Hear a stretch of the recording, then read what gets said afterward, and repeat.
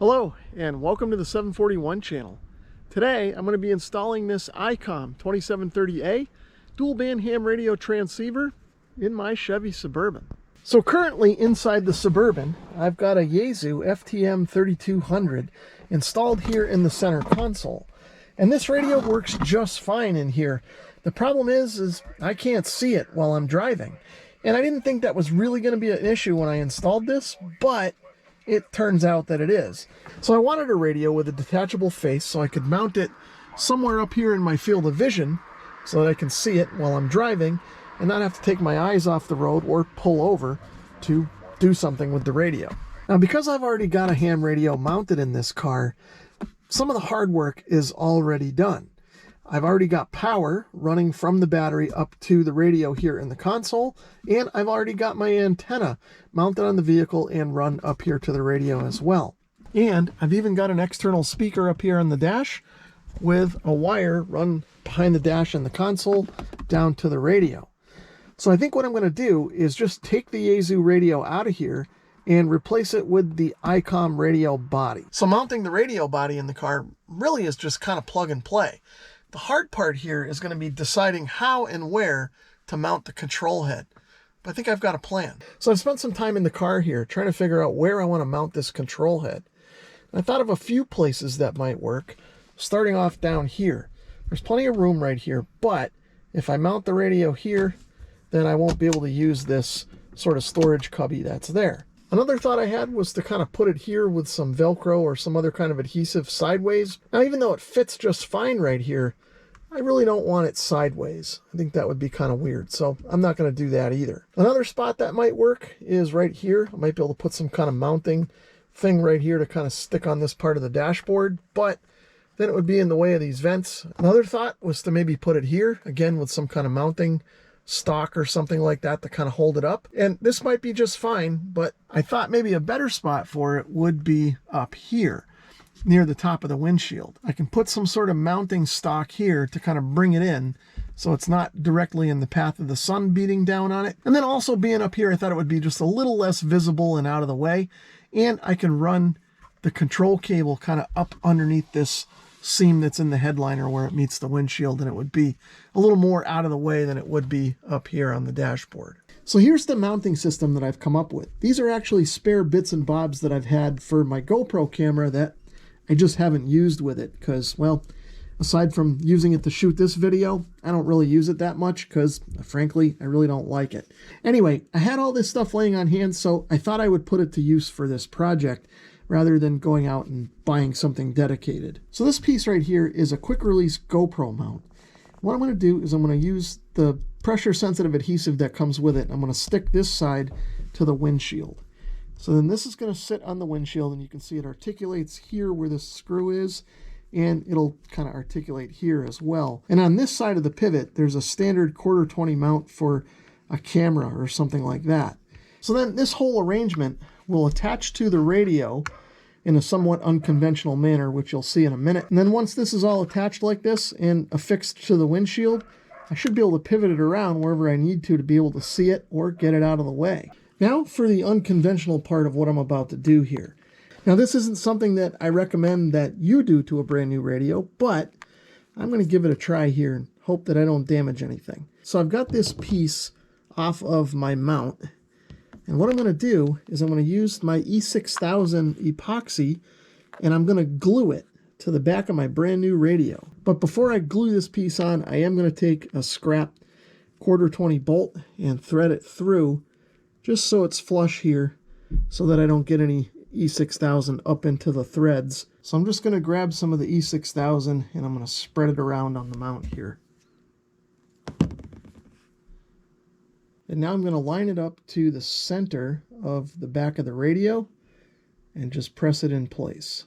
So I'll let this cure while I go install the radio body into the vehicle. Now, one thing to keep in mind with the E6000 is this dries, it's sort of semi-flexible, and even though it sticks to most any material quite well, you can actually peel it off later if you want to.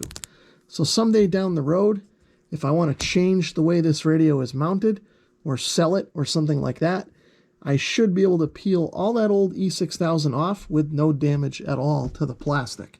But time will tell with that. And again, I don't necessarily recommend that you try this on your brand new radio because it could ruin it. So what I'll do next is take the Yaesu out of here to make room for the Icom. Now, it may not be visible in the camera, but I've got the mounting bracket that came with the radio screwed into the center console here on the side. And then there's just the 4 bolts that came with the radio holding it on. So I'm going to probably need to get a wrench or a screwdriver to get these screws off, and then the radio will come right out. So you should be able to see the bracket that the Yaesu was mounted to. Now luckily, the Icom fits directly in that bracket.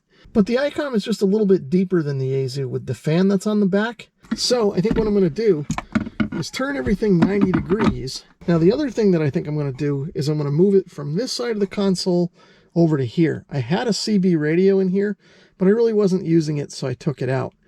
This side of the console is just a little bit deeper and provides just a little bit more room. And also you can see that all my wires are coming in from this side. So with the radio mounted like this, the control cable can go directly through this hole up to where it needs to go to the control head.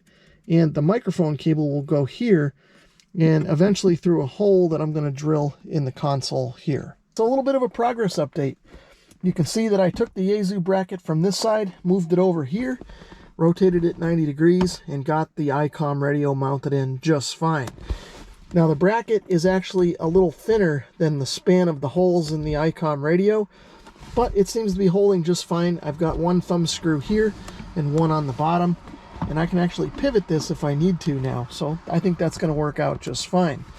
The back of the radio is here. I've got the antenna connected up, my external speaker wire connected up down here to the speaker jack, and my power cord is connected up. I've pulled off the cup holder so I have access to the hole that I have in the bottom of the console, so I can start running my control cable. So next up, I'm going to use my step bit, and I'm going to pop a hole in the console somewhere right around here so that I can run my microphone out of the console instead of under the lid and pinching it when it's closed.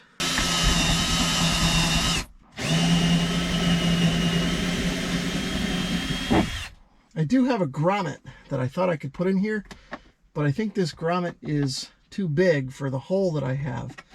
So for right now, I'm going to have to leave it as it is, and I'll have to go to the hardware store and get a smaller grommet later. I probably should have drilled it a little bit lower down, but I think it's still going to work. I'm able to run the cable through and plug it right into the radio. And now I can close the console and nothing will get pinched. So I'm pretty sure nobody's going to be able to see this, but I've got the control cable all routed in. It connects into the radio down here, goes through the access hole that's at the bottom of the console, and then runs along the side under here along the carpet, down behind all this plastic, up around behind the pedals, and then up into here, along the side of the fuse box, and then up here underneath this weather stripping, around underneath this trim, and then along up here right under the headliner. Now the only spot the wire is exposed is right here, and I should be able to tuck that in behind here once I get everything mounted and I know exactly where the cable is going to run. So I've let the glue dry on the back of the radio head for about 24 hours, so it's good and firm now. I also removed that screw that I had in here to protect the threads. So I'm ready to put everything together. And you can see here that I've put another one of these thumb wheels on the end of my articulating mount, just so that it takes up the space. So now if I thread this on and get it nice and tight, everything should work just fine. So now that that's all tightened up, this is nice and secure and ready to be mounted. So I've got the backing paper removed on one side of the sticky pad. I'm going to mount it to the mount. So now I'll pull this side off. And I've already kind of test fit where I want everything, and I'm going to put it right up here. So now I'll plug in the control cable. And now I should be able to slide this GoPro mount in place. So that looks like a pretty good spot for now. Now the moment of truth. Let's fire this up and see if it turns on. The last thing that I need to do is put the microphone clip on. And I think I'm going to put that right about here. And I think we're done. If you enjoyed the video, please give it a thumbs up. If you'd like to learn more about my channel, check the description below. Thanks for watching.